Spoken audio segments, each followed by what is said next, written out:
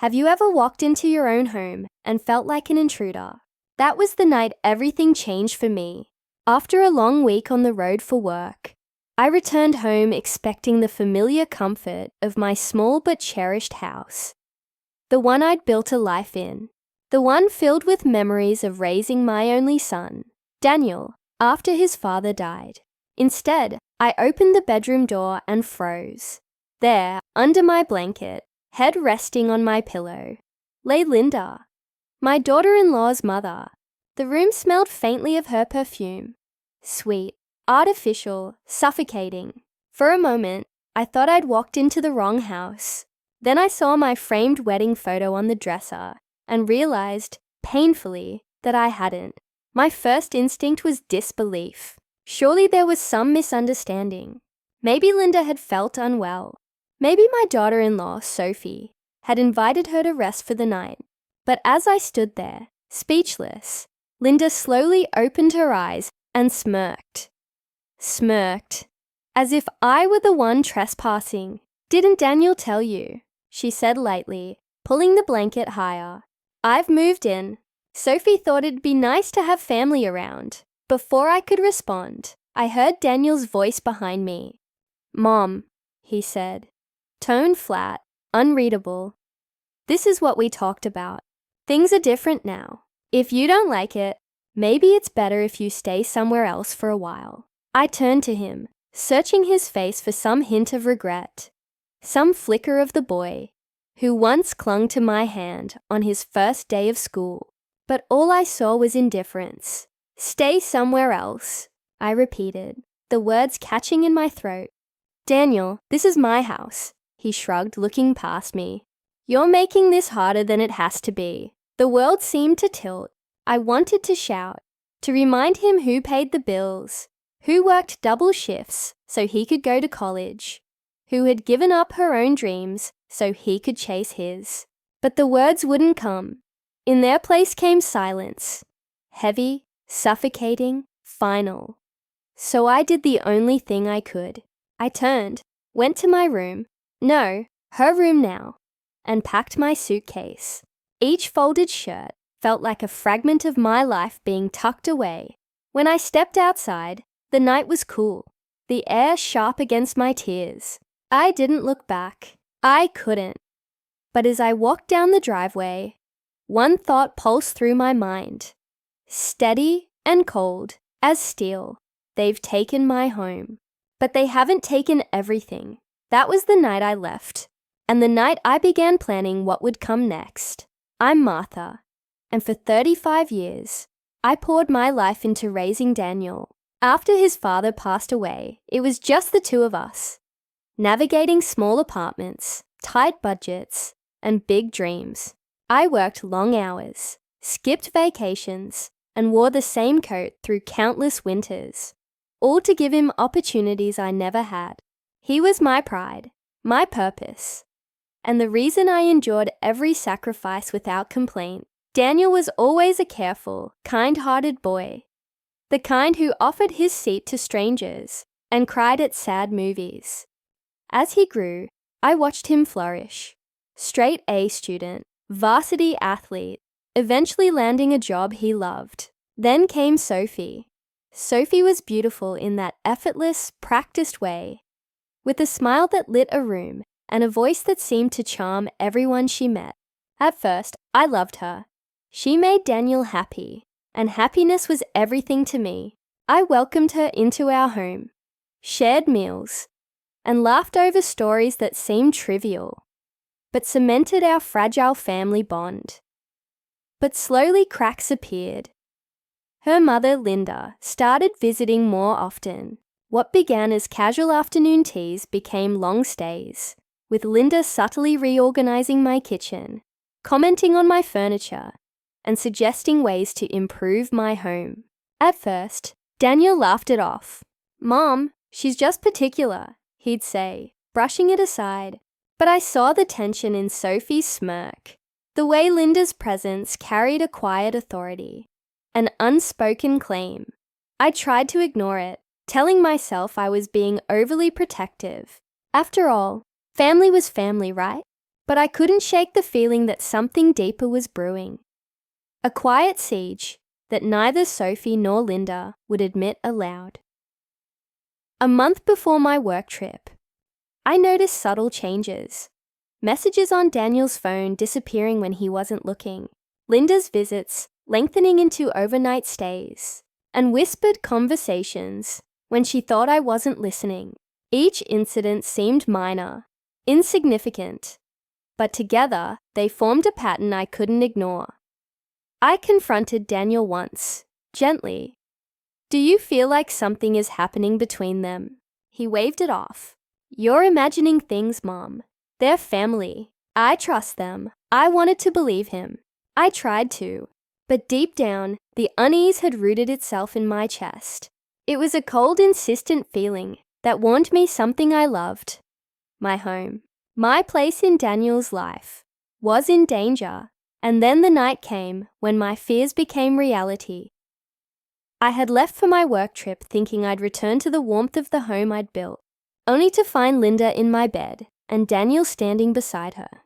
In that instant, everything I had nurtured for decades, my authority in my own home, my bond with my son, evaporated. It wasn't just intrusion, it was betrayal. And as I walked away with my suitcase in hand, the cool night air stinging my cheeks, one thought rang clearer than any heartbreak. If this is what it looks like when love is blind, then I will need more than patience to reclaim what's mine. After that night, I didn't know whether I wanted to scream or simply disappear. I stayed at a small, quiet apartment, the walls unfamiliar and the bed too soft, the kind that swallowed you whole but offered no comfort. Every corner reminded me of what I had lost: my home, my routine, my sense of place. Even the air smelled different.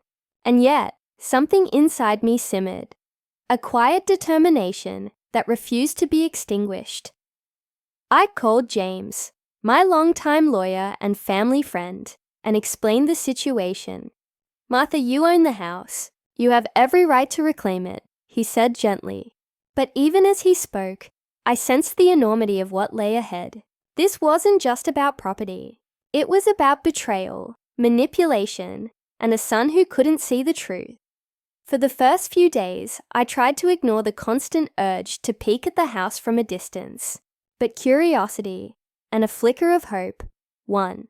I began observing from my car, noting Sophie and Linda moving freely through the rooms I had filled with memories, laughing as if they had earned the place by sheer force. It made my stomach twist in anger and sorrow.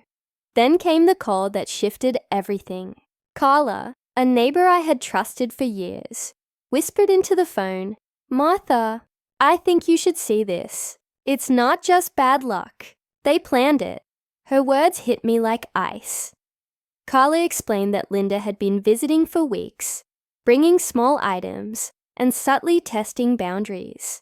Sophie had orchestrated little manipulations, planting doubts in Daniel's mind, playing the doting wife while isolating me emotionally.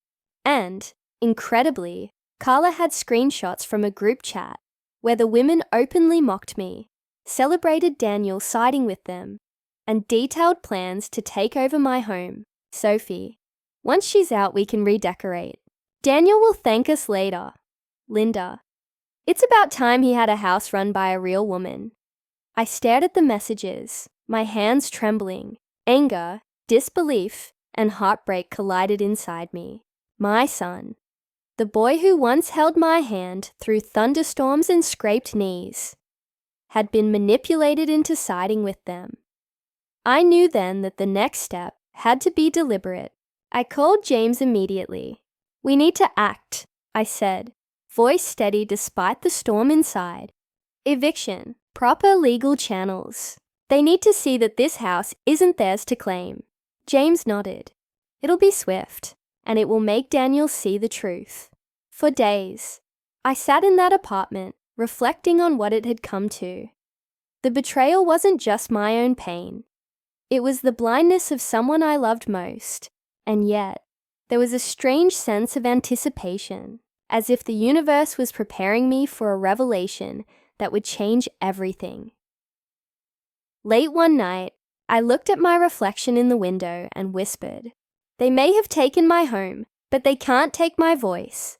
And soon, Daniel will hear it for himself." For the first time since leaving, I felt a flicker of power.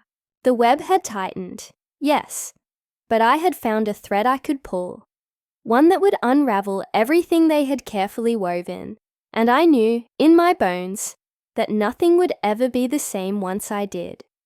The day I chose to act, I felt a strange calm settle over me. For weeks, anger and heartbreak had churned in my chest, but now purpose replaced them. With James by my side, we prepared the eviction notice. Formal, legally precise, impossible to ignore. When it was delivered to the front door of my own home, I didn't need to be there to feel the tremors of what was coming. I watched from a distance as Daniel stepped outside, confusion etching his features. Sophie waved her arms, indignation on her face, while Linda crossed hers, radiating false superiority. It was surreal. My son standing beside them, arguing over a paper that carried the authority of truth I had lacked until now. And yet, the most important moment was yet to come. 2 days later, Daniel arrived at my apartment. His eyes were red, his shoulders slumped. The boy I raised seemingly collapsed under the weight of what he didn't yet fully understand. He opened the door, barely whispering, "Mom, we need to talk." I gestured for him to sit, but he remained standing, twisting his hands together. I don't understand," he said, voice trembling. "Sophie says you're trying to destroy us, that you hate her." I slid my phone across the table. "Read this," I said softly. For the first time, Daniel saw the messages, the plotting, the manipulations, the way they had schemed to turn him against me. At first, his eyes widened in disbelief. Then, slowly, the realization dawned, turning his confusion into horror. "Wait, they planned this?" His voice faltered, tears brimming. All this time, I thought I was doing the right thing. I kept my voice calm.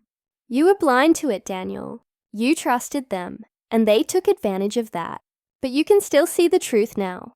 He sank into a chair, burying his face in his hands. I watched him struggle, my heart aching for the son who had been both my greatest joy and my deepest sorrow. For the first time in weeks, he looked utterly lost. Finally, he lifted his head. "I need to fix this," he whispered. Determination mingled with shame. He left abruptly, and I followed later, arriving just in time to witness what had been building for months. Inside the house, shouting erupted. Sophie's voice cracked, Linda's anger sharp, but Daniel's presence was commanding. By the time I stepped onto the porch, he emerged alone, carrying boxes. The women were gone, the architects of betrayal expelled by the son they had manipulated. He looked at me, eyes full of remorse and love. I should have seen it," he said quietly. "I threw them out. I finally understand. I'm so sorry, Mom. I didn't speak." I just nodded, letting the weight of the moment sink in. My home had been reclaimed, yes, but something more profound had shifted. A son awakened to truth, a bond restored, and the knowledge that dignity, once asserted, cannot be taken lightly. And in that silence, heavy yet healing, I realized that some victories are not measured in confrontation, but in revelation. The days after the confrontation were quiet, almost unnervingly so. The house, once filled with tension and whispers of deceit, now seemed to exhale a long-held breath. Daniel moved back in temporarily, though the air between us remained fragile, filled with unspoken remorse and careful reconnections. Each morning, I would wake to the sound of his footsteps in the kitchen, the aroma of coffee brewing, and for the first time in weeks, the familiar rhythm of life returned. We didn't talk much about Sophie and Linda. The eviction had made the betrayal undeniable, and Daniel's shame was heavy. But sometimes, silence is more honest than words. and it allowed us to begin rebuilding the trust that had been fractured. There were quiet meals, small gestures of consideration, and laughter that felt tentative at first, but gradually grew genuine.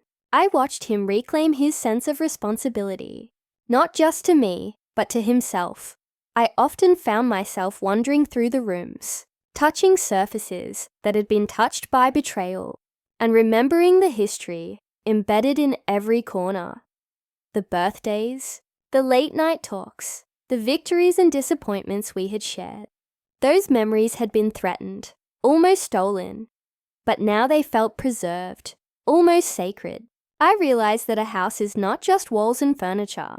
It is the living archive of love and care, of patience and sacrifice. One afternoon, Daniel approached me, his expression sober yet resolute.